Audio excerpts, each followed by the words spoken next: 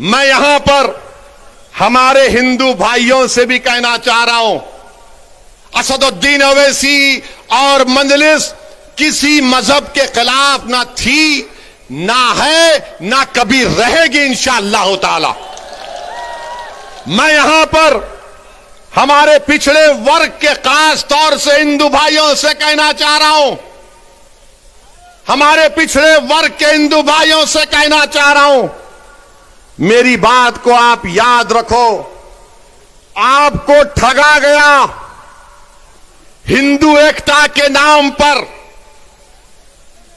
पिछड़े वर्ग के हिंदू भाइयों से कहना चाह रहा हूं, मेरी बहनों से कहना चाह रहा हूं, आपको ठगा गया हिंदू एकता के नाम पर। और आपको क्या मिला? ठाकुरवाद आपको मिला। आपको ठाकुरवाद मिला। जिस तरह उत्तर प्रदेश के मुसलमानों को सेक्युलरिज्म के नाम पर, समाजवादी के नाम पर वोट लिया गया, तो हमको क्या मिला? हमको यादववाद मिला, आपको ठाकुरवाद मिला। आओ मेरे पिछड़े वर्ग के हिंदू भाइयों, मैं तुम्हारे साथ काम करने के लिए तैयार हूं। मैं तुम्हारे साथ ठहर कर तुम्हारी लड़ाई लड़ने के लिए तैयार हूं। मैं हमारे दलित भाइयों से कह रहा हूं, मैं हमारे दलित भाइयों से कह रहा हूं, अगर आपको यह शिकायत है कि बीएसपी आपकी बात नहीं कर रही है, तो असदुद्दीन ओवैसी तुम्हारी बात करने तैयार है, तुम्हारे खिलाफ इंसाफ का मुतालबा करने के लिए तैयार है। मेरे अजीज दोस्तों और बुजुर्गों, मेरी आपसे गुजारिश है कि आज मजलिस हिस्सेदारी की बात कर रही है। मजलिस उत्तर प्रदेश की सियासत में 19% मुसलमानों की हिस्सेदारी की बात कर रही है। अगर मैं हिस्सेदारी की बात कर रहा हूं, तो Samajwadi party, BSP, Congress, BJP, RLD, सबके पेट में दर्द शुरू हो जाता है। क्यों दर्द शुरू होता है? वो नहीं चाहते कि मुसलमान बराबरी पर आ जाए। वो ये चाहते हैं कि मुसलमान दरी बिछाता रहे, दरी बिछाता रहे, दरी बिछाता रहे। वो ये चाहते हैं कि मुसलमान दरी बिछाता रहे, उसको बेशर्म किया जाए, मगर उसके मुकद्दर में दरी बिछाना है। मैं तुमसे कह रहा हूं कि दरी अब तुम नहीं बिछाओगे, तुम कुर्सी पर बैठोगे और राज भी करोगे इंशाअल्लाह ताला। तुम अपने मुकद्दर के फैसले आप कर सकते हैं। बरसों आपने समझा कि नहीं, कांग्रेस का साथ देंगे, कांग्रेस हमारे मुकद्दर के अच्छे फैसले करेगी। कांग्रेस ने क्या दिया हमको? शहादत बाबरी मस्जिद, हाशिमपुरा, मलियाना दिया। तो कभी हमने समाजवादी का साथ दिया, कहा कि मौलाना मुलायम है, मगर मौलाना तो नहीं निकले, अपने यादव परिवार को आगे बढ़ा दिया। तो कभी आपने कहा कि चलो इनके बेटे का साथ देते हैं, तो हमको क्या मिला? मुजफ्फरनगर मिला। फिर आपने बीएसपी का साथ दिया, कौन सा हिस्सा मिला आपको? कौन सा हिस्सा मिला आपको? सबसे ज्यादा जेल में आज उत्तर प्रदेश में अगर अंडर ट्रायल कोई है तो मुसलमान है 28%। सबसे ज्यादा कम ग्रेजुएट हैं तो मुसलमान है 2%। सबसे ज्यादा प्राइमरी स्कूल में कम पढ़ने वाले बच्चे हैं तो मुसलमान हैं। बताओ ये कब खत्म होगा? यही चीजें जब हम पढ़ते हैं तो मेरी जबान में तेजाबगी पैदा हो जाती है। मेरे अजीज दोस्तों और बुजुर्गों, याद रखो मेरी इस बात को, कामयाबी लिखना ये अल्लाह का काम है, तुम्हारे हाथ में नहीं है। अल्लाह अगर कामयाब करना चाहा तो अल्लाह आपके दिलों में मोहब्बत को डालेगा।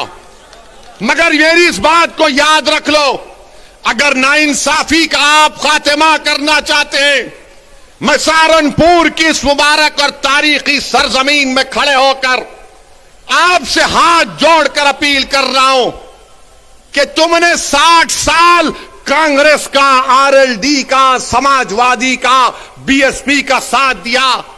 एक मर्तबा अपनी क़यादत को बनाओ।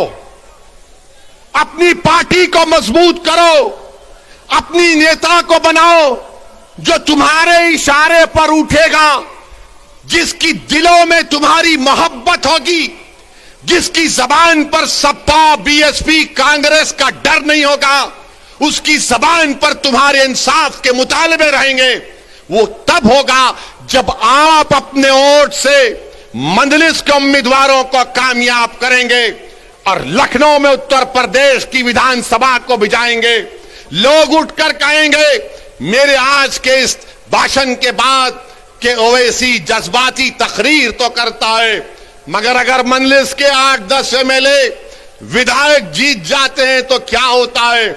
400 की विधानसभा में मुझे किसी ने कहा था, किसी एक सेकुलर पार्टी के एक शख्स ने पार्लियामेंट में मुझसे कहा था, अरे ओवैसी तुम उत्तर प्रदेश को जाते हो, गरम भाषण देते हो, मगर अगर तुम्हारे विधायक जीत जाएंगे तो क्या होगा। मैंने कहा, सर अभी पार्लियामेंट में तकरीर है, आकर बैठिए। उस वक्त हमने कहा आइए बैठिए। बोले क्या बोलोगे? मतलब 4-5 मिनट हम बोलते हैं, बैठकर देखिए मजा आएगा। हमारा अल्लाह ने हमको बोलने की सलाहियत दी और फिर उसके बाद हम जब बाहर निकले हमने कहा बताओ कैसा लगा। तो कहा अगर तुम्हारी तरह बोलने वाले उत्तर प्रदेश की विधानसभा में पहुंच जाएंगे तो उत्तर प्रदेश में मुसलमानों की सफों में इनकलाब बर्पा हो जाएगा और इनकलाब बर्पा होगा इंशाअल्लाह ताला। इंशाअल्लाह ताला इनकलाब बर्पा होगा, क्योंकि अब तक हमने अपनी जबानों को दबा कर रखा। अब तक हमने अपने दिलों में जो हमारी ख्वाहिशात थी, जो उमंगें थी, जो ख्वाबें थी, उनको दबा कर रखा। मेरे गयूर नौजवानों, मेरे इज्जतदार खौमर मिल्लत के बुजुर्गों, उलमाए दीन से मैं आपसे गुजारिश कर रहा हूं कि इन ख्वाबों को पूरा उसी वक्त किया जा सकता है जब हम अपनी पार्टी के सियासी नुमाइंदों को कामयाब करेंगे। कोई उठकर बोलेगा ओवैसी मुसलमान अगर जीतेगा तो क्या सांप्रदायिकता को फायदा नहीं पहुंचेगा। मैं कहूंगा कि फिरका परस्ती खत्म होगी, फिरका परस्ती खत्म होगी अगर मुसलमानों के नुमाइंदे कामयाब होंगे। कोई पूछेगा कैसे, तो दैनिक भास्कर अखबार उठाकर देख लो आप। दैनिक भास्कर अखबार ने लिखा कि उत्तर प्रदेश में डीएम डिस्ट्रिक्ट कलेक्टर 28% ठाकुर हैं और ब्राह्मण समाज के हमारे भाई 22% हैं और 5% दलित और शेड्यूल ट्राइब से। कितनी आबादी में हिस्सा होगा ठाकुरों का और हमारे ब्राह्मण भाइयों का? 15-16% के करीब होगा, मगर 50% डीएम उनके हैं, 50% डीएम उनके हैं। समाजवादी की सरकार हो, बीएसपी की सरकार हो या बीजेपी की सरकार हो, ठाकुर और ब्राह्मण विधानसभा में 25 से 27% नजर आएंगे और 19% मुसलमानों की हिस्सेदारी की मैं बात कर रहा हूं। नहीं, सांप्रदायिकता को फायदा मिलेगा, फिरका परस्ती बढ़ेगी। ये करेंगे तो बहुत अच्छा, ये दूध के नहले में हैं, ये बड़े पाकीज़ा हैं। और जब हम एक मजलूम कौम की इंसाफ की बात कर रहे हैं तो सब खामोश हो जाते हैं। मैं यहां पर हमारे हिंदू भाइयों से भी कहना चाह रहा हूं, असदुद्दीन ओवैसी और मंजलिस किसी मजहब के खिलाफ ना थी, ना है, ना कभी रहेगी इंशाअल्लाह ताला। मैं यहां पर हमारे पिछड़े वर्ग के खास तौर से हिंदू भाइयों से कहना चाह रहा हूं, हमारे पिछड़े वर्ग के हिंदू भाइयों से कहना चाह रहा हूं, मेरी बात को आप याद रखो। आपको ठगा गया हिंदू एकता के नाम पर,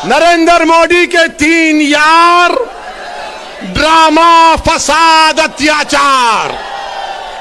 अब अमित शाह का जवाब देना है। हम किसी का कर्जा बाकी नहीं रखते। अब नसीमुद्दीन का नाम लिए कांग्रेस पार्टी तो नहीं बोलेगी। बोलेंगे नसीम का नाम लेंगे तो हमारे वोट नहीं मिलेंगे। कांग्रेस इमरान का नाम नहीं लेगी, बोलेंगे हमारा क्या होगा। समाजवादी आजम का नाम नहीं लेगी, मगर हम योगी और अमित शाह से कहना चाह रहे हैं, उत्तर प्रदेश में अगर योगी राज है, योगी राज है ना, तो राज अंग्रेजी में आता है RAJ, होता है ना, RAJ। तो R से क्या आता है? रिश्वत। A से क्या आता है? अपराध या फिर आतंक। और J से क्या आता है? जातिवाद। अमित शाह आपका कर्जा अदा हो गया। योगी राज में R से रिश्वत, A से अपराध, J से जातिवाद। अब बताओ, अब आप दूसरा बोलो, फिर इसका जवाब मिलेगा। समाजवादी के अखिलेश नहीं बोलेंगे। अखिलेश बोलेंगे हमने रोड बनाए हैं। कुछ हुआ तो अखिलेश बोलेंगे मैं तो उसका उद्घाटन कर चुका था। कोई जवाब नहीं देंगे भैया।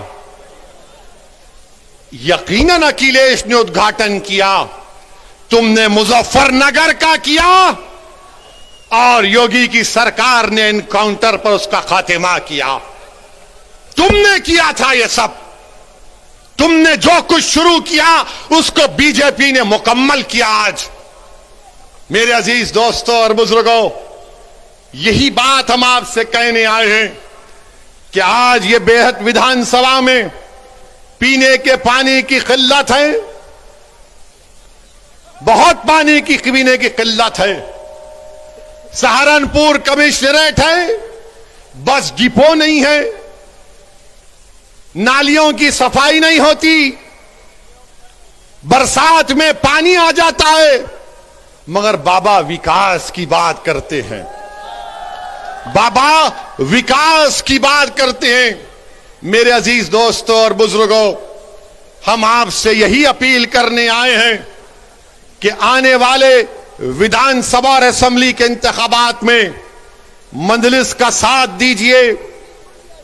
मैंने ये फैसला किया और फिर कह रहा हूं, हमने ये कहा कि हम कांग्रेस और बीजेपी को छोड़कर किसी से भी अलायंस करने के लिए तैयार हैं। तो सुनिए, तो एबीपी के चैनल पर एक मशहूर जर्नलिस्ट है पंकज साहब ने अखिलेश से पूछा कि आप ओवैसी से समझौता क्यों नहीं कर लेते। तो अखिलेश ने जवाब दिया कि ओवैसी पर बहुत से इल्जाम लगते हैं। अखिलेश साहब, इल्जाम तो हम पर ही लगता है ना, आप पर तो कुछ नहीं लगता। रिवर फ्रंट आप बनाए, आप पर कोई इल्जाम नहीं। लखनऊ से कानपुर रोड आप बनाए, आप पर कोई इल्जाम नहीं। आपने सब कुछ किया, आपके 10-10 उंगलियां घी में थी, मगर आजम पर इल्जाम लगा बकरी चोरी का और भैंस चोरी का। यह इल्जाम सिर्फ हम पर लगता है। यह 60 साल से हम पर इल्जाम लग रहा है, कभी आतंकवाद का, कभी फिरका परस्ती का, कभी पुलिस को मारने का, तो कभी किसी और इल्जाम का। अखिलेश यादव साहब, इल्जाम तो भारत के मुसलमानों के मुकद्दर का हिस्सा बन चुका है। अब हम इल्जामात की फिक्र नहीं करेंगे। सुन लो अखिलेश यादव, मुझे तुमसे कोई सर्टिफिकेट की जरूरत नहीं है। मैं इस जनता के दरमियान में जाकर अपनी दिल की बात करूंगा और इनके दिल को जीतूंगा और इनसे वोट का मुतालबा करूंगा। तुम क्या दोगे? तुम 11% यादव हो, हम 19% मुसलमान हैं। अगर तुम मुख्यमंत्री बने और जनाब मुलायम सिंह बने तो मुसलमानों के वोट की खैरात से बने। तुम याद रखो इस बात को। हम पर इल्जाम, अरे हमारे पे कुछ इल्जाम लगा, हमारी तारीख गवाह है, हमारी नबी की सीरत की किताबें पुकार पुकार कर कह रही हैं कि जिस पर इल्जाम लगता है अल्लाह उसको कामयाब करता और करेगा इंशाअल्लाह ताला। इल्जाम है, कोई बात नहीं है, मगर याद रखो चुनाव के बाद बच्चों की तरह नहीं रोना। चुनाव के बाद बच्चों की तरह सिसक सिसक कर नहीं रोना। हम तो रोते हैं अपने रब के सामने हाथ उठाकर। हम इन जालिमों के सामने अपनी बेबसी का इजहार नहीं करते, हम रब्बे कायनात के सामने अपनी बेबसी का इजहार करते हैं, क्योंकि वो गफूर रहीम है, वो सत्तार है, वो गफ्फार है, वो लतीफ है और अल्लाह हमको कामयाब और कामरान करेगा। मेरे बस में इतना है, शौकत के बस में इतना है, महताब और हमारे अंबेडकर साहब की ताकत में बस इतना है कि हम आपके पास जाकर अपनी बात को पूरी इखलास के साथ रख रहे हैं। दिलों में मोहब्बत डालने वाले का काम तो अल्लाह का है, दिलों को मोड़ने का काम तो अल्लाह का है। मैं तो बार बार कह रहा हूं कि अपने दिल पर हाथ रखकर मैंने आज आधे घंटे 40 मिनट में जो कुछ कहा, सोचो आप। अपने घर को जाओ, रात के अंधेरे में अगर तुम उठते हो तो सोचो इस बात को, कब तक हम सिस्कियां लेकर, कब तक हम इस गैर यकीनी कैफियत में अपनी जिंदगी को गुजारेंगे। भारत की जमहूरियत, अंबेडकर का बना हुआ संविधान हमको इस बात की इजाजत देता है कि हम सियासत में अपने नेता को अपनी हिस्सेदारी की बात करें, हिस्सेदारी के हिस्सा लें और अपनी क़यादत को, सियासी लीडरशिप को बनाएं। इससे भारत मजबूत होगा, इससे भारत का संविधान मजबूत होगा। यही चंद गुजारिशात मैं आप तक कहने के लिए आया हूं। आपसे सिर्फ गुजारिश करूंगा कि अगर आप हमारा साथ दें, अल्लाह आपको सलामत रखे। अगर आप नहीं देना चाहते तो अल्लाह तब भी आपको सलामत रखे। मगर मेरी इस बात को याद रखो, मेरी इस बात को याद रखो कि कहीं 60 साल के बाद कोई एक और दीवाना आकर मेरी जबान में इन आने वाले बच्चों से ना कह दे जो कल बूढ़े हो जाएंगे कि तुमको तुम्हारा हिस्सा नहीं मिला। हिस्सा उसी वक्त मिलेगा जब आप उठ खड़े होंगे, सियासी क़यादत बनाएंगे, अपने वोट से अपनी पार्टी को कामयाब करेंगे। जिस तरह ठाकुरों ने योगी को मान लिया, जिस तरह पिछड़ा वर्ग ने मोदी को अपना लिया, जिस तरह दलितों ने आज बहन जी और चंद्रशेखर आजाद को अपना नेता मानते हैं। आओ मुसलमानों, तुम मुझे नहीं तो खुद नेता बन जाओ, मैं तुम्हारे साथ ठहरने के लिए तैयार हूं। अस्सलाम वालेकुम व रहमतुल्लाहि व बरकातुहू।